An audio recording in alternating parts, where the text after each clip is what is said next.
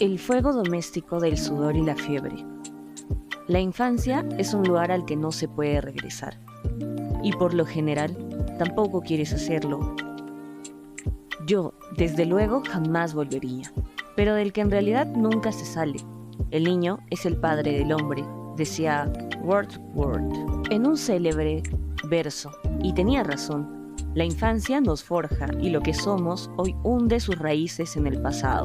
Dicen que la humanidad se puede dividir entre aquellos cuya infancia fue un infierno, en cuyo caso siempre vivirán perseguidos por ese fantasma, y aquellos que disfrutaron de una niñez maravillosa, que lo tienen aún mucho peor, porque perdieron para siempre el paraíso. Bromas aparte, o quizá no sea una broma, la infancia es una etapa morrocuda. Toda esa fragilidad, esa indefensión, esa intensidad en las emociones, además de la imaginación febril, el tiempo eterno y la necesidad de cariño, tan desesperada como la que siente el náufrago que agoniza de sed por un vaso de agua. En la infancia siempre estamos a punto de morir, metafóricamente hablando, o al menos de que mueran o resulten mutiladas algunas de nuestras ramas. Crecemos como bonsáis, torturados y podados y empequeñecidos por las circunstancias, las convenciones, los prejuicios culturales, los imperativos sociales, los traumas infantiles y las expectativas familiares, honrar a los padres. Hubo un tiempo en que chincheté en la pared de mi casa fotos de mis amigos, de cuando eran niños. Luego, en alguna de mis mudanzas las guardé en una caja. No sé por qué las quité del muro, eran maravillosas. Estaban tan desnudos, eran tan transparentes en esos retratos. Tras la muerte de Pablo, su primo Rafael Fernández del Amo me mandó esta foto. Por detrás pone, en el pantano del Burguillo, Valdelandes, verano de 1961. Pablo es el más pequeño, el que asoma al fondo con la cabeza ladeada. Tenía 10 años recién cumplidos, y el caso es que ya estaba todo él ahí, pero con la inocencia y la ignorancia de lo que después le llegaría en la vida. Es extraño, desde que murió no solo echo de menos su presencia, seguir viviendo con él y verlo envejecer, sino que también añoro su pasado, las muchas vivencias que no conocí, esta niñez, esta tarde de verano en un barquito. Querría poderme beber como un vampiro todos sus momentos de felicidad. Creo que es una cuestión de intimidad. Pablo y yo estuvimos juntos 21 años. Fue tanto para él como para mí, la pareja más larga de nuestras vidas, con gran diferencia sobre las anteriores. Y en ambos casos, no más de 4 años.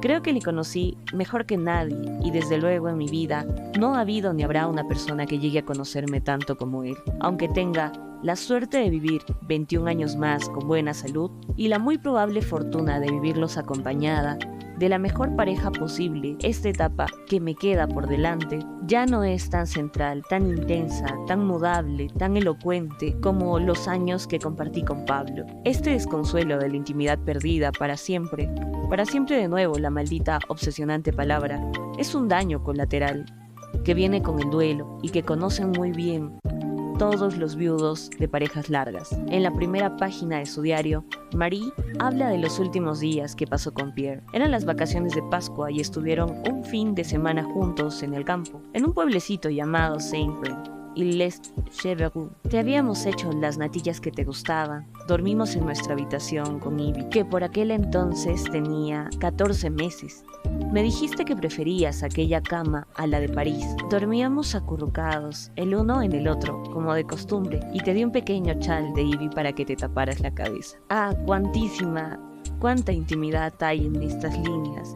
La vida real, la más verdadera y más profunda, está hecha de esas pequeñas banalidades. Marie le hizo las natillas que le gustaban, y no nos dice cómo eran, pero sin duda sabía el punto exacto de cocción que Pierre quería. Sí, prefería tomarlas en un plato o en una taza, más espesas o más ligeras, y qué decir de la cama de París, en oposición a la cama de Saint-Vrain. Nuestras camas son tan importantes, en ocasiones, aunque cada día menos, serán el escenario de nuestra muerte, y en cualquier caso, son el cobijo de nuestra desnudez más absoluta. Y no me estoy refiriendo solo a la falta de ropa. ¿Por qué prefería Pierre la cama del campo? Era más blanda, más dura, más alta, más baja, más estrecha, más ancha. Estaba al lado de una ventana, junto a un muro. Tenía vistas ¿Tenía luz? Por supuesto que María hubiera podido responder todas esas preguntas, y eso, justamente eso es conocer a alguien, es poseerlo. Dormían acurrucados el uno en el otro como de costumbre. He aquí la intimidad, estallando en el amor glorioso de la piel, un amor animal, y lo mejor, le di un chal para que se tapara la cabeza. Aquí llegamos a la zona abisal de la intimidad. Alcanzamos las manías de cada cual.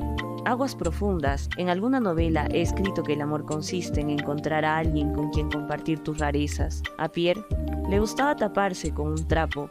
A mi padre también. Se enrollaba el embozo de la sábana alrededor de la cabeza. Seguir amando a alguien que se pone un pañuelito bordado de bebé en la cocorota o que se lía como una musulmana con chador es la prueba máxima del amor de verdad.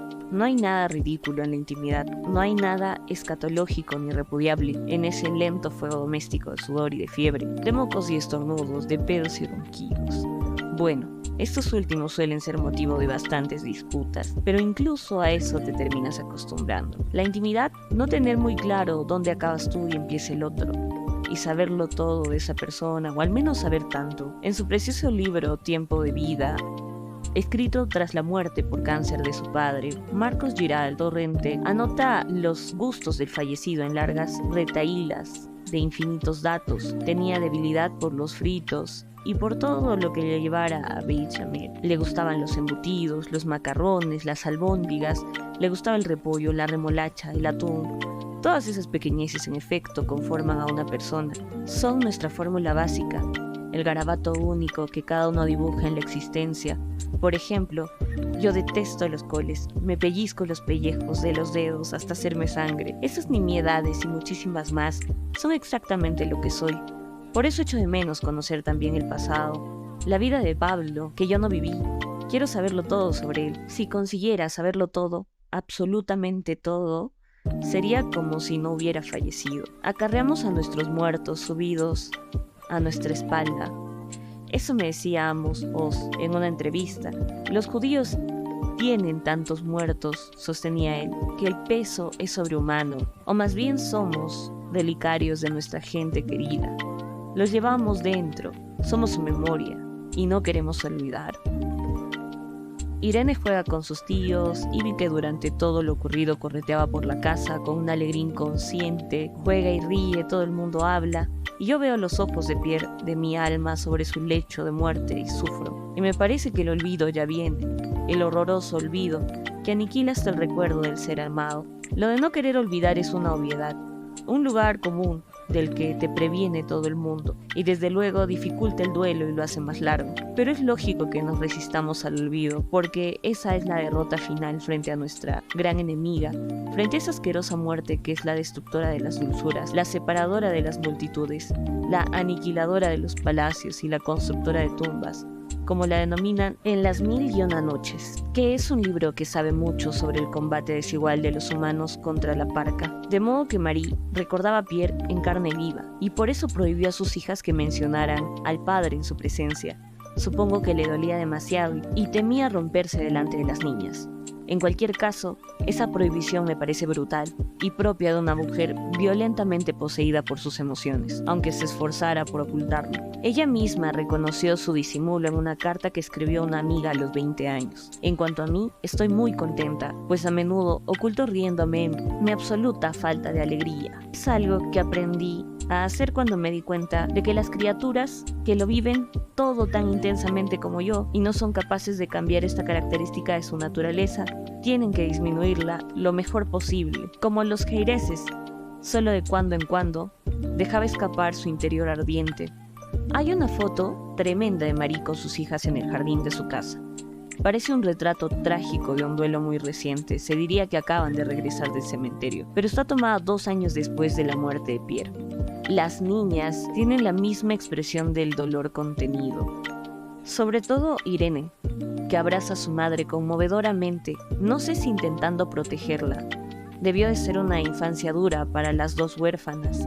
Ivy lo reconoció más tarde y por escrito, pero creo que fue Irene quien se llevó la peor parte. Yo diría que Marie Curie, la gran Marie, fue una madre terrible para su hija mayor, Una madre de exigencia insaciable que, cuando murió Pierre, entregó a la niña en ofrenda a la memoria sagrada del marido. Lo escribió en el diario a pocas semanas del fallecimiento. Yo soñaba, Pierre mío, y te lo dije a menudo, que esa niña se parecía tanto a ti por la reflexión grave, tranquila, pronto se convertiría en tu compañera de trabajo y te debería lo mejor de sí misma. Irene recibió el mandato de sustituir a su padre y obedeció, honrar a la madre. Obedeció con tanto ahínco, con tanta tremenda entrega, que no solo consiguió ganar también un Nobel de Química, sino que además murió prematuramente a los 59 años como resultado de las radiaciones, mientras que su madre lo hizo a los 76. En este sacrificio la ganó. Hay un poema espeluznante de Philip Larkin sobre este legado de dolor que a menudo se hereda de los padres. Se titula This Be the Verse y dice así: te joden bien tu padre y tu madre. Quizá no sea su intención, pero lo hacen. Te han colmado con los fallos que ellos tenían y han añadido algo extra solo para ti. Pero ellos fueron jodidos a su vez por cretinos vestidos con abrigos y sombreros anticuados, que la mitad del tiempo se comportaban entre ñoños y severos, y la otra mitad se la pasaban peleando. La miseria se transmite de persona en persona, se va haciendo tan honda como una fosa marina. Sal de aquí tan pronto como puedas, y no tengas hijos. La verdad es que creo que este poema es demasiado tenebroso. No me parece que por lo general la situación sea tan desesperada ni tan siniestra. Y me consta que entre padres e hijos también puede haber una cantidad incalculable de luz. Pero lo que sí es cierto es que esas relaciones tan esenciales están entremezcladas de dicha y de dolor. Supongo que es inevitable proyectarse en los hijos de algún modo. De la misma manera que es inevitable por parte de los hijos exigir a los padres una dimensión mítica imposible. Nadie quiere hacer daño, pero a menudo se hace, como probablemente hizo Marie sin desearlo, y sin poder evitarlo, porque tuvo que luchar en demasiados frentes. Yo no he tenido hijos, pero no por ese sórdido mandato con el que Larkin cierra su poema. De hecho, a veces lamento no haberlos tenido, porque procrear es un paso de madurez física y psíquica. Solo ese amor absoluto y centellante que los padres sienten por sus hijos permite superar el egoísmo individual que te hace poner tu propia integridad por encima de todo. Quiero decir que los padres son capaces de morir por sus niños. Es un mandato genético, un recurso de supervivencia de especie, pero también es un movimiento del corazón que te hace más completo, más humano. Quienes no tenemos hijos no llegamos nunca a crecer hasta allí. Yo no moriría por nadie, es una pena. He tomado las notas finales para este libro en un cuaderno de Paula Rego, que es una de las pintoras contemporáneas que más me gustan, o quizá la que más. Nació en Portugal en 1935 y ahora vive en Londres. El cuaderno lo compré en el museo que hay en Cascais, dedicado al artista, y es verdaderamente hermoso. De cuando en cuando, diseminados por las páginas en blanco, hay un puñado de dibujos de Rego, de manera que tú vas escribiendo entre los bocetos. Por una de esas curiosas coincidencias que tanto abundan en la vida, resulta que Paula Rego tiene una serie de dibujos tan brutal como conmovedora que se titula Madres e Hijas y que refleja todo esto de lo que estamos hablando. Aquí dejo una muestra. Pero aún hay más puntos en común. Las coincidencias coinciden, como decía el biólogo austriaco Paul Kammerer, autor de una ley sobre las casualidades, porque el marido de Paula Rego, que era otro artista plástico, Victor Willing, murió prematuramente en 1988, víctima de una esclerosis múltiple. Así que mi pintora preferida también pertenece al vasto club de las viudas. ¡Qué extraordinario! Nunca pensé que yo enviudara porque tenía decidido no casarme. Lo hice al final con Pablo, ya enfermo. Recuerdo que de niña jugábamos a saltar a la comba con esta cancioncilla. Quisiera saber si mi vocación, soltera, casada, viudo, monja, y dependiendo de dónde fallabas y pisabas la cuerda, así se presentaba tu futuro. En fin, la letra es tan obviamente machista que podemos ahorrarnos el comentario. Supongo que este tipo de canciones y el trasfondo social que implicaban contribuyeron a hacerme tan alérgica al matrimonio, pero alérgica y todo, heme aquí de viuda. A veces con esa manía que tenemos todos los humanos de comparar nuestro, sino con el de los demás, miro a las otras viudas y me pregunto, desasosegantes e inútiles preguntas sin respuesta. ¿Qué será mejor? ¿Que tu pareja fallezca de repente, como Pierre Curie? ¿O que lo haga tras un tiempo de pena y sufrimiento, como Pablo, 10 meses? ¿O como el matrimonio de Rego, la esclerosis múltiple es un infierno? ¿Qué será mejor? ¿Enviudar joven? Y entonces puedes rehacer tu vida, o mayor, que es más difícil, aunque hayas podido gozar más de tu cónyuge. En julio de 2011, la Organización Mundial de la Salud hizo público un estudio sobre la depresión que había realizado en colaboración con 20 centros internacionales, 2 de ellos españoles. La investigación se hizo con 89.037 ciudadanos de 18 países, o sea que la muestra era verdaderamente grande. Es un trabajo muy interesante que compara todo tipo de factores: ingresos, cultura, sexo, edad. Pero lo que ahora me interesa y por lo que saco a colación es que descubrieron que estar separado o divorciado aumenta el riesgo de sufrir depresiones agudas en 12 de los países, mientras que ser viudo o viuda tiene menos influencia en casi todas las partes. Me pareció un dato increíble, pasmoso, que parece ir en contra de lo que uno observa y de la misma razón. Pero si se trata de un error y de verdad es así, ¿qué implicaría? Que los separados o divorciados se sientan fracasados y que al morir tu cónyuge, mientras aún es tu cónyuge, puedas mitificar esa pareja en tu cabeza, hacerla eterna, considerarla un éxito. ¿Acaso pueden ser generadoras de algún pequeño consuelo estas malditas muertes después de todo? Manya se encontró por primera vez con Pierre en la primavera de 1894, tras haber conseguido licenciarse en física con el número 1 de su promoción. Bueno, para entonces ya no se llamaba Manya sino Marie. Había cambiado su nombre al llegar a París, un claro símbolo del giro que quería dar a su vida.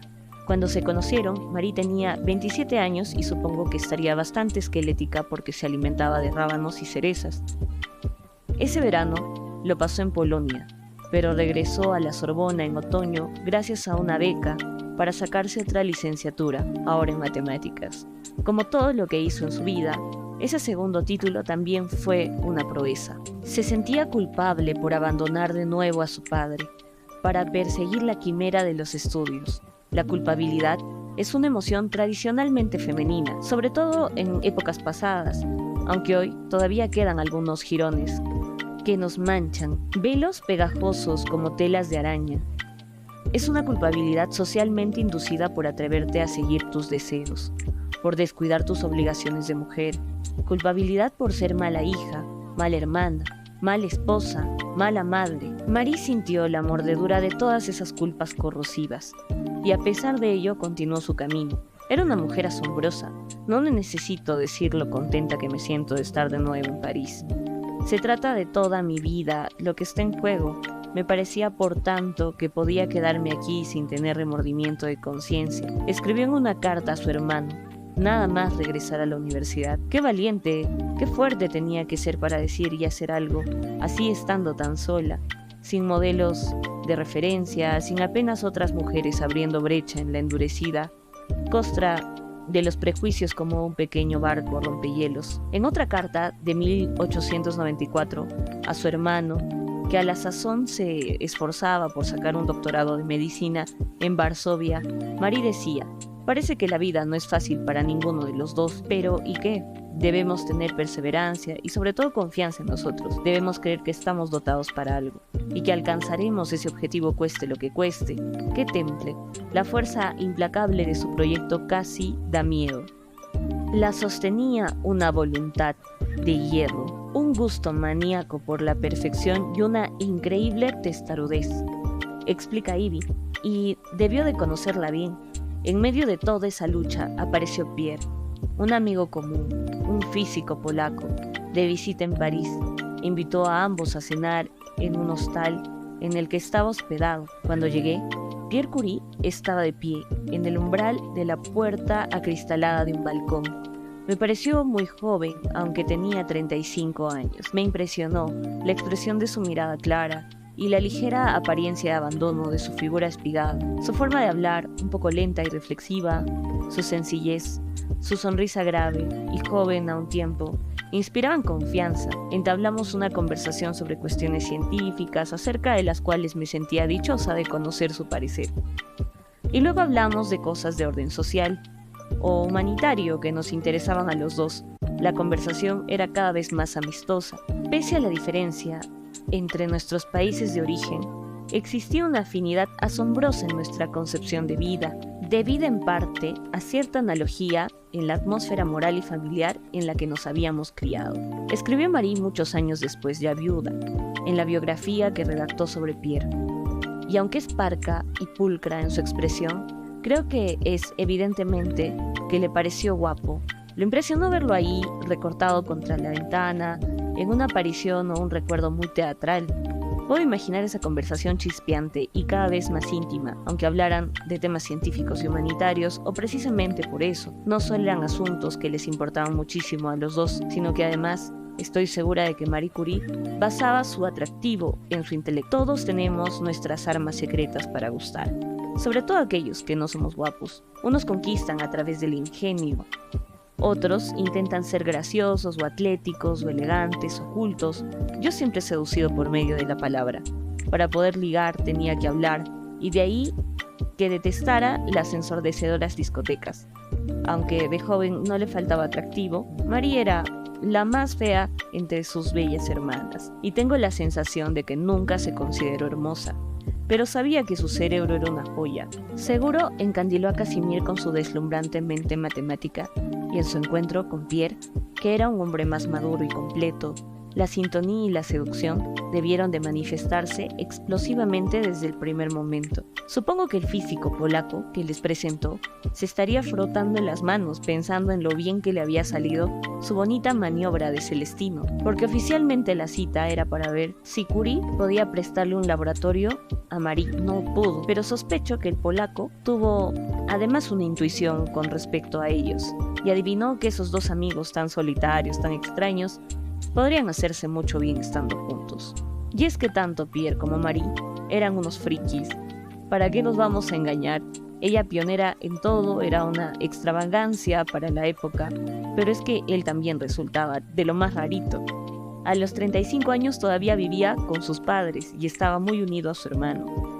Y esas eran las únicas personas con las que había intimado en toda su vida. Desde pequeño había sido un chico especial, tenía dificultades para pasar rápidamente de un asunto a otro y necesitaba concentrarse en temas aislados para poder entenderlo. Se consideraba probado que padecía de dislexia, como Einstein y quizá también como Rutherford, otro premio Nobel de la época y directo competidor de los Curie.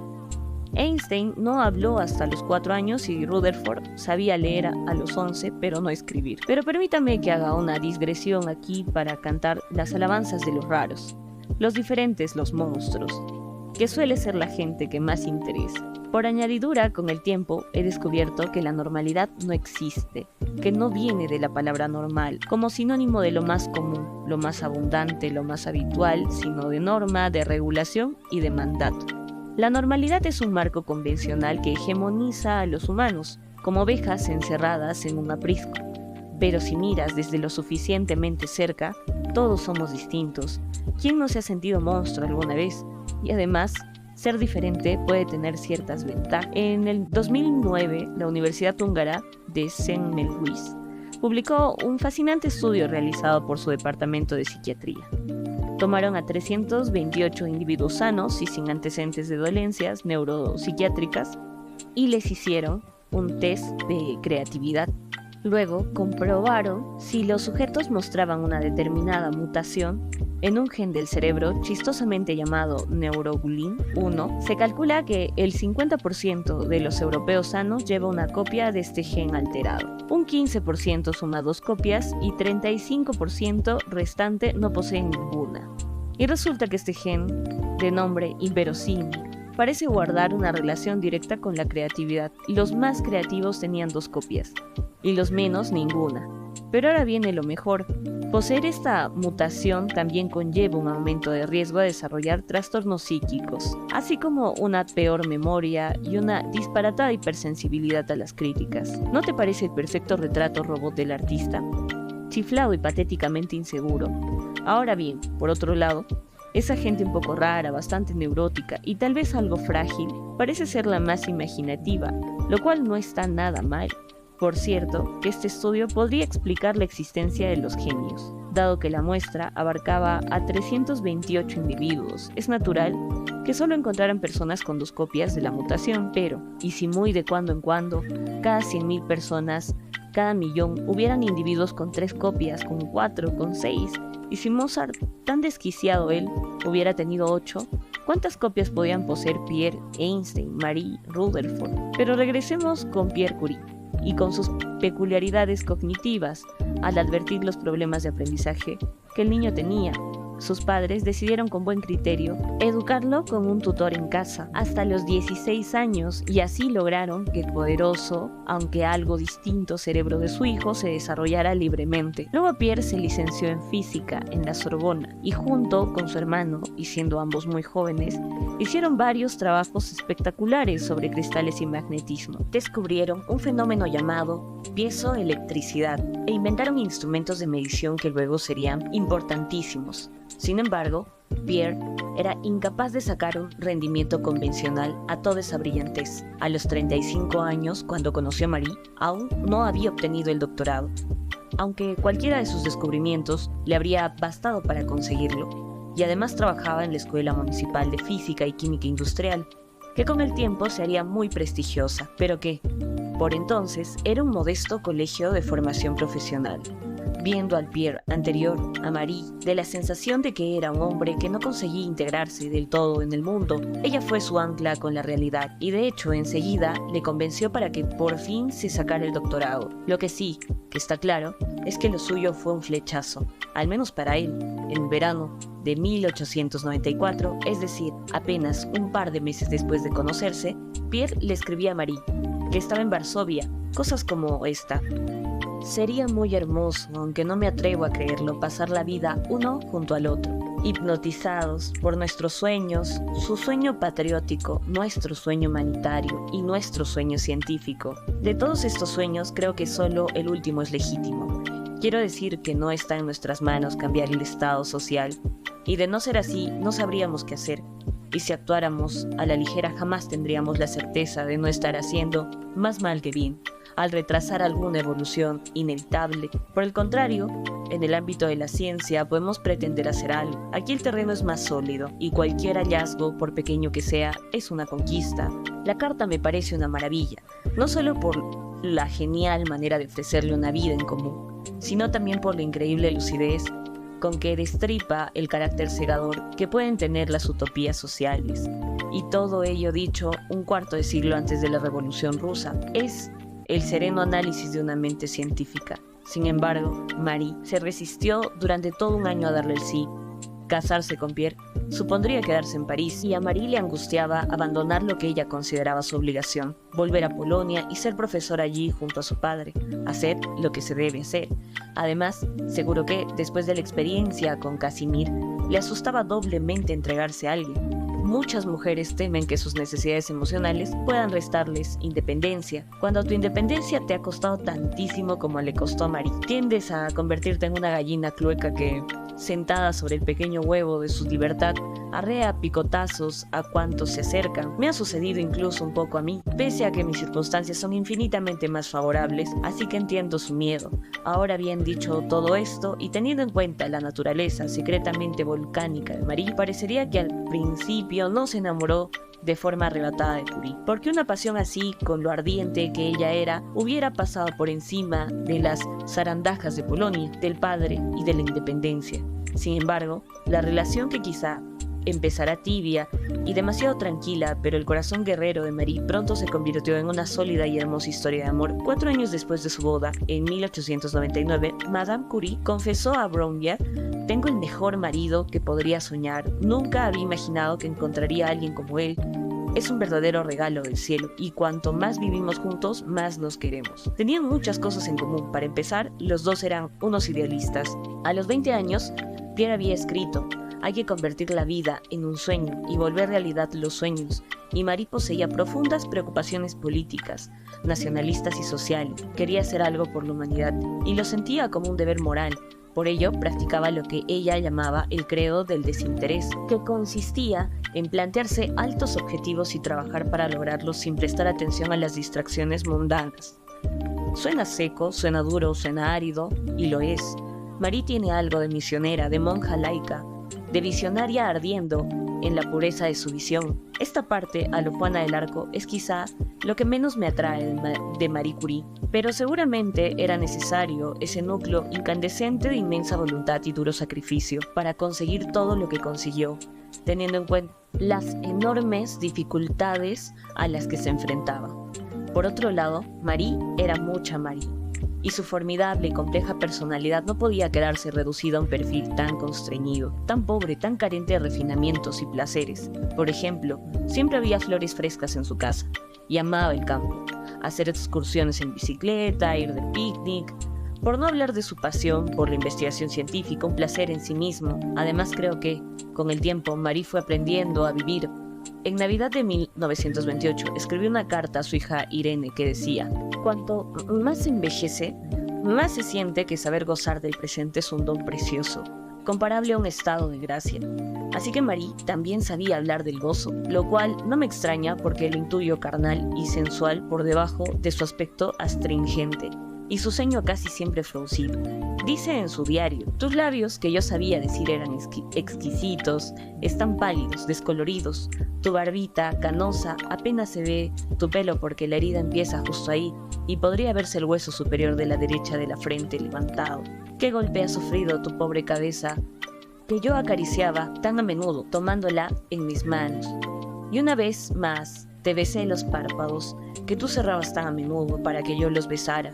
Me ofrecías la cabeza con un movimiento familiar que recuerdo hoy y que veré difuminarse en mi memoria.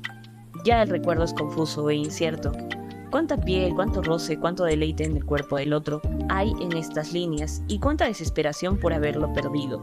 Y es cierto, la memoria es traidora, débil, mentirosa, sobre todo la memoria visual, que se desintegra como una tela podrida a poco que la usas. Claro que luego está la memoria involuntaria. Me refiero a la memoria proustiana, esa que evocan las Magdalenas por carambola.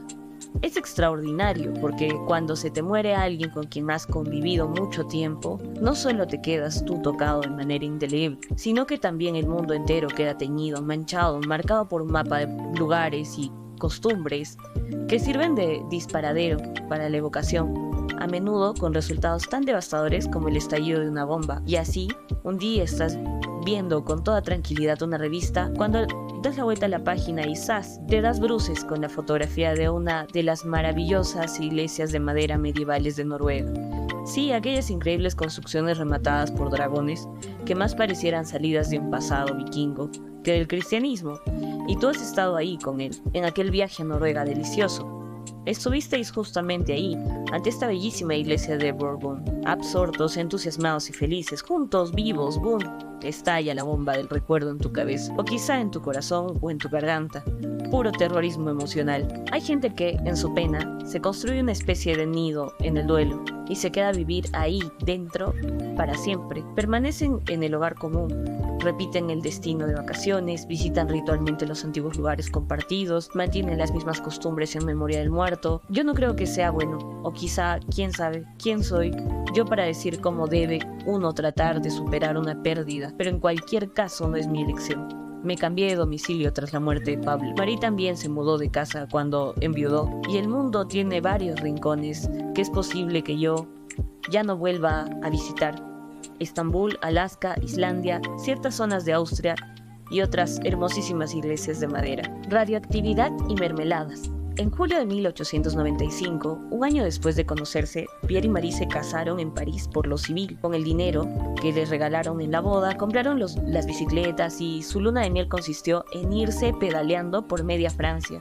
Marie había pedido que su traje de novia, que fue un regalo de la madre de Pierre, fuera oscuro y práctico para poder usarlo después en el laboratorio, ya que solo poseo el traje que me pongo cada día. Władysław vino desde Varsovia para el evento y dijo a sus consuegros: tendrán una hija digna de ser querida en Marie. Desde que vino al mundo nunca me dio un disgusto. Cielos, ¿eso era lo mejor que podían decir de su hija? Eso era lo único que importaba, hacer lo que debe, honrar al padre. Pierre le dijo a Marie que, si había permanecido soltero hasta los 36 años, era porque no creía en la posibilidad de un matrimonio que respetara lo que para él era su prioridad absoluta, la entrega a la ciencia. Con ella, en cambio, había encontrado su alma gemela. De hecho, al principio de su relación, en vez de mandarle un ramo de flores o bombones, Pierre le envió una copia de su último trabajo titulado sobre la simetría de los fenómenos físicos. Simetría de una zona eléctrica y de una zona magnética, que habrás de convertir que no es un tema que todas las chicas encuentran fascinante. Pero a Marie sí le gustaba, aún más lo entendía, lo cual ya era a todas luces portentoso. Siempre me han maravillado esas armoniosas, esas extraordinarias coincidencias del destino, que de cuando en cuando la vida nos otorga, cuando se pone magmática y que hacen que en la enormidad del mundo se junten con provecho dos seres de difícil adaptabilidad, como en este caso dos mentes superdotadas, dos personas raras, solitarias, de ardiente entrega utópica, apasionadas por la ciencia, de edades semejantes, del sexo opuesto siendo heterosexuales, los dos sentimentalmente libres en el momento de encontrarse, ambos en la edad justa, porque podían haberse conocido de viejos o de niños, y encima atrayéndose sexualmente el uno a la otra. ¿No te parece un milagro? Pues, además de los horrores que tanto nos llaman la atención, la vida también está llena de esos prodigios. Y aquí comienza la etapa más tópicamente heroica de la heroica vida de Marie Curie, el descubrimiento del polonio y del radio. Una vez sacadas las dos licenciaturas, Marie decidió doctorarse, una apuesta ambiciosa como todas las suyas. En el mundo solo había una mujer que se hubiera doctorado en física, Elsa Neumann, en 1899, en la Universidad de Berlín. Marie aspiraba a todo, y se puso a pensar muy cuidadosamente sobre qué hacer su doctorado. En 1895, el físico alemán Wilhelm Röntgen estaba haciendo experimentos con un tubo de rayos catódicos, y en una de esas descubrió los rayos X por casualidad, y porque tenía una mente alerta, como añade lúcidamente Sarah Dre. Los dominó, precisamente porque no sabía explicar su naturaleza. El hallazgo causó sensación, y la famosa primera radiografía de la mano de su mujer dio la vuelta al mundo. Eso de que pudieran verse los entresijos de las personas parecía magia. Por entonces se veía una época de pleno embeleso, con los descubrimientos científicos de los que se esperaba cualquier maravilla, y los espectaculares rayos X parecían corroborar esas presunciones. Enseguida empezaron a utilizarse para diagnosticar fracturas de huesos, como ahora, pero también para fines absurdos, como el de combatir la caída del pelo. Se diría que cada nueva cosa que invente el ser humano es testeada contra la alopecia. Tremenda obsesión, espoleada por el hecho de que quienes pierden el cabello son los varones. Fascinado como todos por los rayos X, el científico francés Henri Becquerel decidió investigar si había una fosforescencia natural semejante a la que se producía artificialmente dentro del tubo de rayos catódicos, y también por casualidad y por la consabida mente alerta, etc. En 1896 descubrió que las sales de uranio emitían unas radiaciones invisibles de naturaleza desconocida que eran capaces de dejar una impresión en las placas fotográficas. Este hallazgo, que no tenía ninguna aplicación circense y no dejaba traslucir los huesos ni las monedas que uno lleva en el bolsillo, dejó completamente frío al personal. Pero si eran unos rayos que no podían ver, menudo aburrimiento, y eso fue justamente el campo que Marie escogió para investigar. Porque era nuevo, porque nadie sabía nada, porque le interesaba a poca gente, y sin embargo era un enigma científicamente prometedor. Pero antes de llegar a plantearse hacer el doctorado, Marie había vivido año y medio de infarto. En la biografía que escribió sobre Pierre, Marie se enorgullece con razón de la complicidad e igualdad científica e intelectual que tenía con su marido. Nuestra convivencia era muy estrecha, compartíamos los mismos intereses, el estudio teórico, los experimentos de laboratorio, la preparación de las clases, los exámenes, pero justo al lado, sin darse cabal cuenta, lo que dice, escribe, nuestros recursos eran muy limitados, así que yo debía de encargarme de la casa, además de cocinar, o sea, lo compartían todo menos el trabajo doméstico. ¿Qué días tan agotadores los de Madame Curie? Además de llevar el hogar, estaba haciendo un trabajo de investigación sobre las propiedades magnéticas del acero, que le habían ofrecido por unos pocos francos. Necesitaba dinero. Por añadidura, se puso a estudiar oposiciones para poder dar clases en la enseñanza secundaria. También por razones económicas, y por las noches asistía a clases sobre cristales, para poder entender mejor el trabajo de Pierre. Alucinante. Todo esto, que ya era bastante, empeoró en 1897, cuando Marie quedó encinta de Irene. Al parecer, pasó un embarazo horrible, plagado de náuseas, aunque siempre voluntariosa. Intentar olvidar su estado y trabajar como si nada hubiera cambiado. Pero en septiembre, cuando nació su hija, las cosas alcanzaron el punto más caótico. Marie se encontró con que tenía que hacer frente a una gran cantidad de trabajo y atender al mismo tiempo a la niña. Este importante problema se ha pasado por alto o se ha minimizado en muchas biografías de Curie. Dice con toda razón Barbara Goldsmith en su magnífico libro sobre Marie: sin duda, tengo amigas que son jóvenes profesionales con mejores condiciones económicas, con ayuda doméstica y sin la culpabilidad que debía experimentar Marie, o al menos no tanta, y las he visto casi enloquecer en los meses después de haber parido. Madame Curie tenía que volver a casa tanto para amamantar al bebé, y cuando se quedó sin leche tuvo que contratar a una nodriza, sintiéndose un fracaso como madre. Empezó a sufrir, lo cuenta Ivy, ataques de pánico, de pronto salía disparada del laboratorio en dirección al parque, porque se le había metido en la cabeza el pensamiento obsesivo de que la niñera había perdido a Irene. Cuando las encontraba y verificaba que la niña se hallaba bien, volvía a regresar corriendo a su trabajo. Estaba a punto de perder la razón. Por fortuna, se puede decir por fortuna, la madre de Pierre falleció muy oportunamente y su viudo, que era un hombre encantador, se mudó al domicilio de la pareja y se dedicó a cuidar a la nena. Qué extraña es la vida. Quizás sin esa muerte, ese traslado, ese buen suegro, nunca hubiera existido Marie Curie. Y así fue como nuestra protagonista pudo plantearse hacer el doctorado a principios de 1898. No sin costes, supongo. En su biografía sobre Pierre dice: la cuestión de cómo cuidar de nuestra pequeña Irene y de la casa sin renunciar a la investigación científica se volvió acuciante. La posibilidad de desentender del trabajo habría sido una renuncia muy dolorosa para mí, que mi marido ni siquiera contempló. Solía decir que tenía una esposa a medida que compartía todas sus inquietudes. Ninguno de los dos estábamos dispuestos a abandonar algo tan precioso como la investigación compartida. Como es de suponer, contratamos a una sirviente, pero yo me encargaba de todo lo relacionado con la niña. Mientras yo estaba en el laboratorio, Irene se quedaba a cargo de su abuelo. La estrecha unión de nuestra familia me permitió cumplir con mis obligaciones. Ah, sí, sus obligaciones. Siempre hay que hacer lo que se debe. Me resulta conmovedor que en este texto, escrito muchos años después y tras haber obtenido los 2 premios Nobel, Marie tenga que justificar el hecho de no abandonar la ciencia para cuidar a su hija, amparándose en la investigación compartida, como si el trabajo de Pierre, que la necesitaba, fuera la causa última de su dejación de deber de madre, como si su trabajo por sí solo nunca hubiera podido justificarlo. Y desde luego tuvo mucha suerte María al contar con un marido tan comprensivo, un adelantado para su época, pero eso no alteraba el hecho de que las cosas eran como eran, y de que el deber de la mujer fuera un mandato no discutido. Durante estos años, Pierre publicó bastantes más artículos científicos que Marie. No puedo decir que me extrañe. Marie, mientras tanto, hacía mermeladas. Acercarse a la vida de Manje Sklodowska es como mirar una gota de agua por microscopio y descubrir un hirviente remolino de bichejos. Quiero decir que, si te fijas bien en su biografía, adviertes las infinitas dificultades que Marie tuvo que superar y te quedas pasmada. ¿Cómo pudo sobrevivir? ¿Cómo salió adelante?